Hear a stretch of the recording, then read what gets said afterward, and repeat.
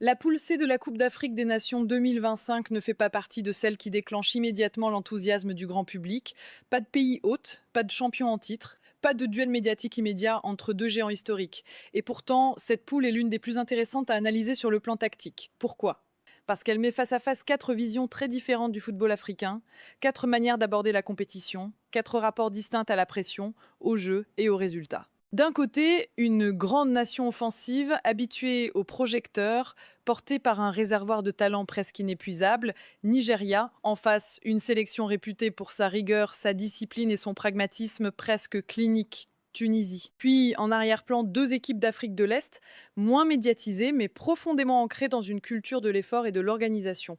Ouganda et Tanzanie, cette poule n'oppose pas seulement des nations, elle oppose des logiques de jeu, le talent contre la rigueur, la verticalité contre le contrôle, l'instinct offensif contre la gestion émotionnelle. Et c'est précisément pour cela qu'elle est passionnante à décortiquer.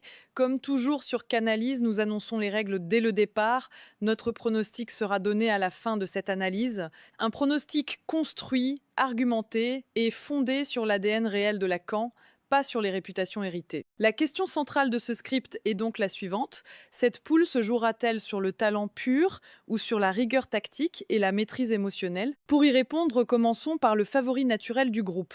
Le Nigeria, favori naturel mais sous surveillance permanente. Parler du Nigeria en Coupe d'Afrique des Nations, c'est toujours parler d'un paradoxe. Sur le papier, peu de sélections africaines peuvent rivaliser. Un vivier de joueurs exceptionnels, des profils évoluant dans les plus grands championnats européens, une puissance physique et athlétique hors norme, et pourtant, à chaque CAN, le Nigeria avance avec une forme d'incertitude permanente. Contexte général, une grande nation rarement tranquille, le Nigeria est une place forte du football africain, 3 titres continentaux, une présence quasi systématique dans les phases finales. Un statut de favori récurrent, mais ce statut n'a jamais été synonyme de sérénité. Les Super Eagles sont presque toujours attendus, mais rarement dominateurs sur la durée d'un tournoi.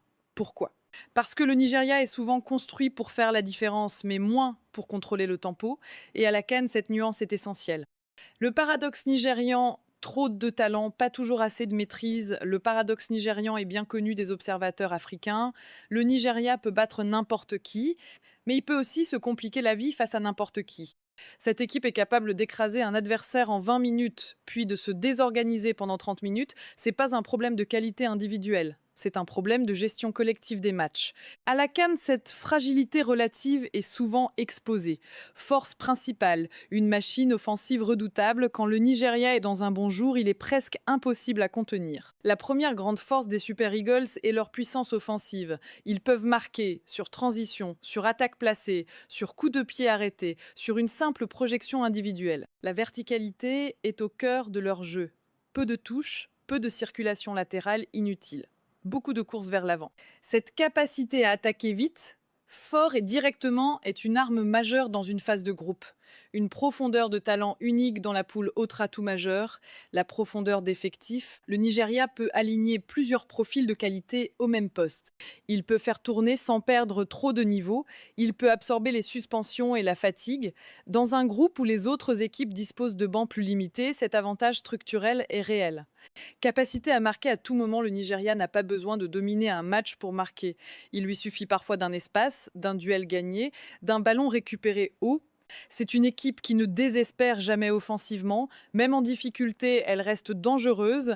Impact physique et verticalité physiquement, le Nigeria impose un défi constant. Puissance dans les duels, vitesse dans les couloirs, impact dans la surface. Face à des équipes disciplinées mais moins explosives, cela peut faire la différence à condition que l'organisation suive. Joueurs clés, les figures de proue du projet offensif, le Nigeria peut compter sur des profils capables de transformer un match. Victor Osimhen est évidemment central par sa présence physique, par son pressing constant, par sa capacité à attaquer la profondeur et à finir dans la surface. Osimhen n'est pas seulement un buteur. Il est un déclencheur de chaos, un joueur qui oblige les défenses à reculer, à s'ajuster, à paniquer. À ses côtés, Ademola Lookman apporte autre chose, le déséquilibre, la projection, la capacité à attaquer les demi-espaces. Lookman est précieux dans les matchs fermés. Il peut créer une supériorité là où il n'y en a pas.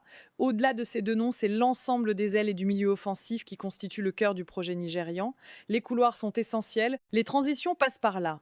Zone clé, le milieu et les ailes. Si le Nigeria veut contrôler cette poule, poule, 2 zones seront déterminantes. Le milieu de terrain d'abord, c'est là que se joue la capacité à ralentir, à poser le jeu, à gérer les temps faibles.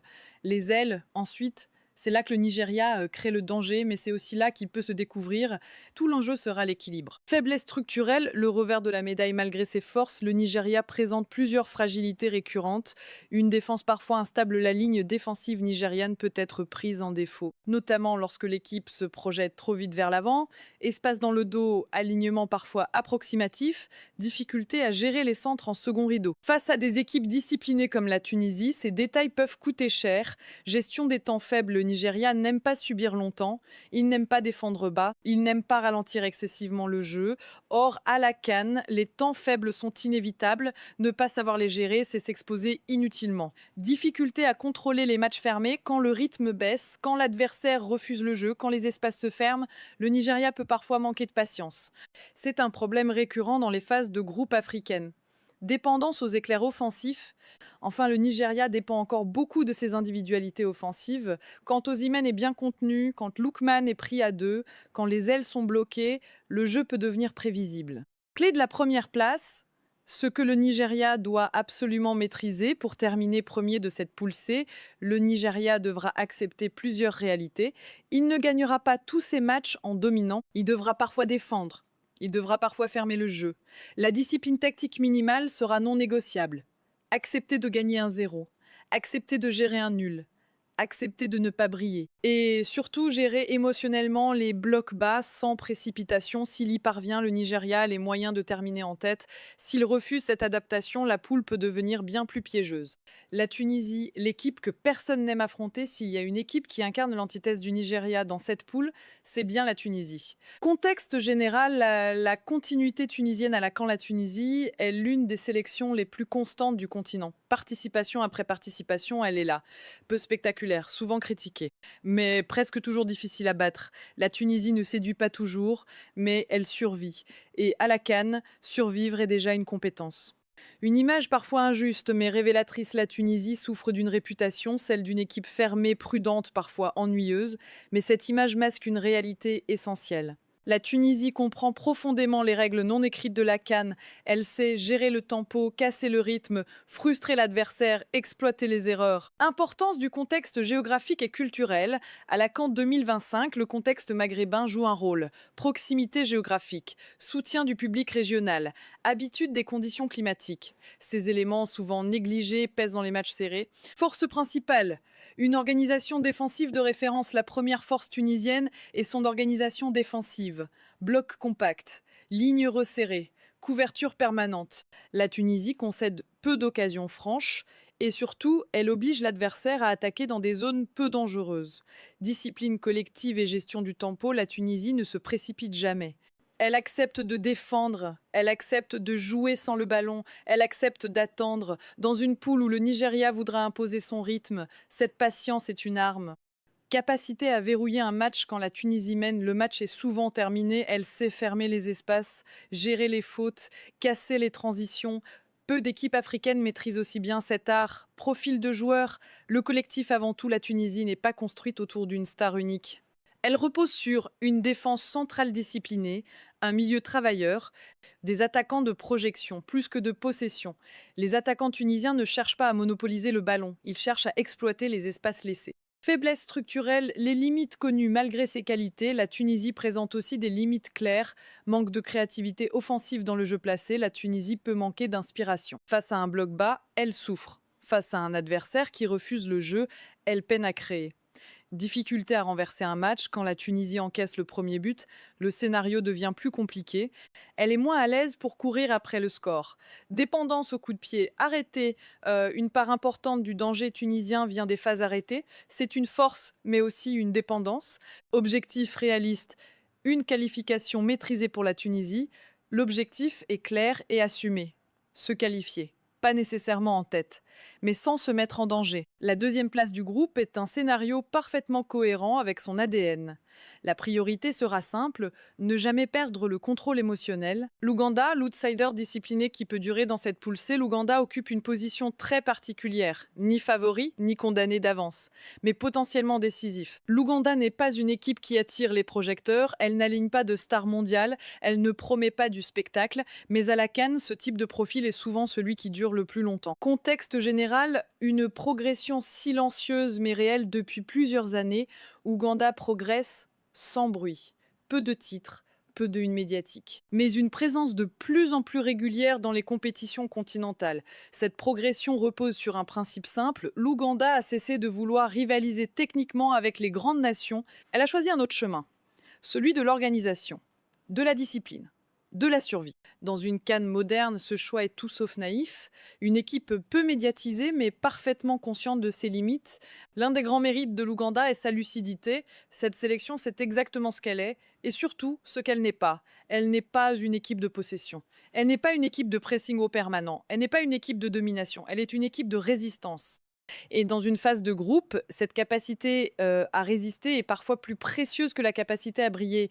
Une mentalité de survivant, typiquement, l'Ouganda joue chaque match comme s'il pouvait être le dernier.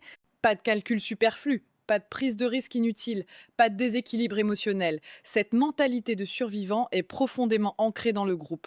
Elle se traduit par une discipline stricte, une concentration permanente, un refus absolu de se désorganiser. À la CAN, ce type d'état d'esprit permet souvent de gratter des points là où personne ne les attend. Force principale, le bloc avant tout, la première force de l'Ouganda est son bloc compact. Les lignes sont resserrées, l'axe est densifié, les espaces entre défense et milieu sont volontairement réduits. L'objectif est clair, forcer l'adversaire à jouer sur les côtés, multiplier les centres, répondre par le duel, ce n'est pas esthétique, mais c'est efficace. Discipline tactique, le cœur du projet l'Ouganda est l'une des équipes les plus disciplinées de cette poule. Chaque joueur connaît son rôle, chaque zone est couverte, chaque déplacement est pensé. Il y a peu de pressing inutile, peu de course à vide, peu de déséquilibre structurel. Cette rigueur permet à l'équipe de rester dans le match, même quand elle est dominée. Acceptation de subir, une force, pas une faiblesse, contrairement à beaucoup de sélections. L'Ouganda accepte de ne pas avoir le ballon. Elle n'y voit ni une humiliation, ni un danger immédiat. Elle y voit un état de jeu normal. Cette acceptation est essentielle à la CAN. Elle permet de conserver de l'énergie, de rester mentalement stable, d'attendre l'erreur adverse. Engagement physique constant physiquement, l'Ouganda ne triche pas. Les duels sont disputés, les courses défensives sont répétées, les replis sont systématiques. Sur 90 minutes, l'équipe offre toujours une résistance complète. Face à des équipes plus talentueuses mais parfois impatientes, cet engagement peut faire basculer un match. Profil de joueurs, peu de stars, beaucoup de soldats l'Ouganda ne reposent pas sur une individualité. Elle repose sur un collectif. Défenseurs endurants, les défenseurs ougandais ne cherchent pas à relancer proprement à tout prix. Ils cherchent à dégager quand il le faut, gagner leur duel, protéger la surface. Ils sont endurants, concentrés, rarement spectaculaires, mais difficiles à prendre en défaut. Milieu récupérateur, le milieu est le véritable moteur de l'équipe. Récupération, coulissement, couverture, les milieux ougandais acceptent un travail ingrat. Ils ne brillent pas dans les statistiques, mais ils permettent à l'équipe de rester compacte. Une armée de rôle, pas une constellation de noms à la CAN, ce type d'équipe peut durer longtemps. Parce qu'elle ne dépend pas d'un seul joueur, d'une seule inspiration, d'un seul moment de génie. Elle dépend d'un plan. Faiblesse structurelle, les limites assumées malgré ses qualités. L'Ouganda présente aussi des limites claires. Manque de tranchant offensif, le principal point faible est offensif. Créer des occasions est difficile. Marquer l'est encore plus. L'Ouganda dépend souvent d'un coup de pied arrêté, d'une erreur adverse, d'une transition bien exploitée. Quand ces situations ne se présentent pas, le danger est limité.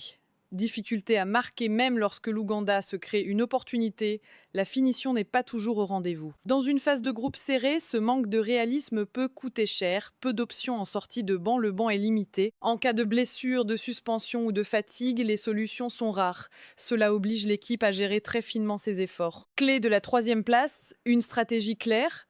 Pour atteindre la 3e place du groupe, l'Ouganda doit suivre une feuille de route très précise, faire prendre des points contre la Tanzanie, c'est non négociable. Ou limiter les dégâts contre le Nigeria et la Tunisie, perdre oui, mais perdre lourdement non, rester en vie jusqu'à la dernière journée. Car à la CAN, être encore mathématiquement qualifié change tout mentalement. La Tanzanie, l'équipe courageuse mais limitée dans cette poule C, la Tanzanie incarne le courage. Mais aussi malheureusement les limites structurelles. Contexte général, une présence régulière mais fragile Tanzanie revient régulièrement à la CAN. Ce n'est pas anodin. Cela traduit une progression régionale réelle, mais la CAN est une marche très haute. Et la Tanzanie y arrive encore avec peu de certitude. Une image d'équipe combative, la Tanzanie ne triche pas. Elle joue avec envie, avec solidarité, avec fierté nationale. Dans les premières minutes, elle est souvent dans le match. Mais sur la durée, les limites apparaissent. Peu d'expérience, des matchs à très haute intensité, les joueurs tanzaniens sont rarement confrontés à des matchs aussi intenses, aussi tactiquement exigeants, aussi émotionnellement lourds. À la CAN, cette expérience est cruciale. Force principale, le cœur et l'envie, la première force de la Tanzanie, c'est son engagement. Chaque duel est disputé, chaque ballon est contesté. Solidarité collective, l'équipe se bat ensemble. Les replis sont sincères, les efforts sont partagés.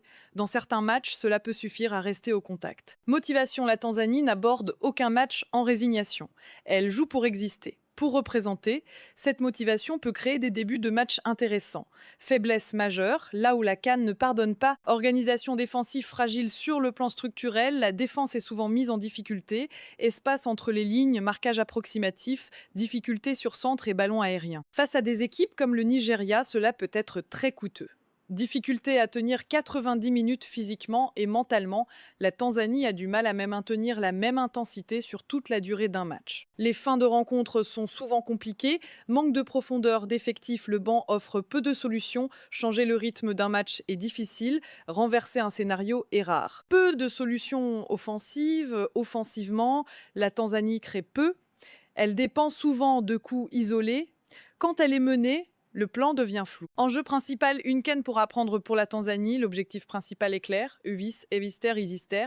Apprendre, Uister, éviter les lourdes défaites. La qualification serait un exploit, mais l'expérience engrangée peut être précieuse pour l'avenir. Confrontation clé de la poule C Nigeria, Tunisie puissance offensive contre rigueur défensive, un duel de style typique de la CAN. Le Nigeria voudra imposer son rythme, la Tunisie cherchera à casser le tempo. Va-t le danger pour le Nigeria, s'impatienter, vit-il le danger pour la Tunisie, subir trop longtemps. Ouganda, Tanzanie, le match de la survie. Celui qui perd hypothèque presque totalement ses chances, ou est prudence maximale attendue. Ouganda, peu d'espace. Ou dit beaucoup de duels. Tunisie, Ouganda le piège classique. La Tunisie sera favorite. Mais l'Ouganda peut fermer le jeu et frustrer. Ovet, la Tunisie devra éviter de se découvrir. Ouvek, l'Ouganda devra éviter de concéder tôt. La deuxième place du groupe est un scénario parfaitement cohérent avec son ADN. La priorité sera simple. Ne jamais perdre le contrôle émotionnel, une hiérarchie dictée par la logique de la CAN. Comme annoncé dès le début de cette analyse, Canalys assume un pronostic clair pour la poule C de la Coupe d'Afrique des Nations 2025. Un pronostic qui ne cherche pas à surprendre artificiellement, mais à refléter la réalité des rapports de force tels qu'ils se manifestent dans un tournoi africain. Le Nigeria apparaît comme le favori logique pour terminer en tête de ce groupe. Non pas parce qu'il serait parfait ou irréprochable, mais parce qu'il dispose du réservoir de talent le plus élevé, de la capacité à marquer à tout moment et d'une puissance offensive capable de faire basculer un match même dans des contextes défavorables. Si les Super Eagles parviennent à maintenir une discipline tactique minimale et à gérer leur temps faible sans précipitation, leur première place est cohérente avec la physionomie de cette poule. Derrière, la Tunisie s'impose comme une valeur sûre pour la qualification. Fidèle à son ADN, elle devrait avancer sans bruit, en contrôlant les matchs, en fermant les espaces et en exploitant les erreurs adverses. Son manque de créativité offensive limite ses ambitions de domination, mais sa maturité tactique et sa stabilité émotionnelle sont des atouts majeurs dans une phase de groupe. La troisième place revient logiquement à l'Ouganda, équipe disciplinée, lucide sur ses forces et ses limites, et parfaitement alignée avec les exigences de la CAN. En prenant des points face à la Tanzanie et en restant compétitive contre les deux favoris, l'Ouganda a les moyens de se maintenir dans la course jusqu'au bout. Enfin, la Tanzanie ferme ce classement. Courageuse et engagée, elle paie néanmoins un manque d'expérience, de profondeur et de solutions offensives dans un groupe où chaque erreur se paie comptant. Ce pronostic repose sur des critères fondamentaux, les styles de jeu, la maturité tactique, la gestion émotionnelle et l'ADN CAN. À la Coupe d'Afrique des Nations, ces éléments pèsent presque toujours plus lourd que le talent brut. Confrontation clé de la poule C Nigeria, Tunisie puissance offensive contre rigueur défensive. Un duel de style typique de la CAN, le Nigeria voudra imposer son rythme, la Tunisie cherchera à casser le tempo. Danger pour le Nigeria, s'impatienter. Le danger pour la Tunisie, subir trop longtemps.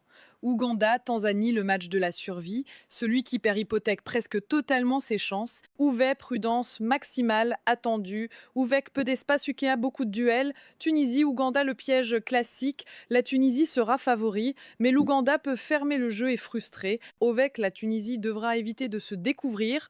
Ovec, l'Ouganda devra éviter de concéder tôt. La deuxième place du groupe est un scénario parfaitement cohérent avec son ADN. La priorité sera simple, ne jamais perdre le contrôle émotionnel.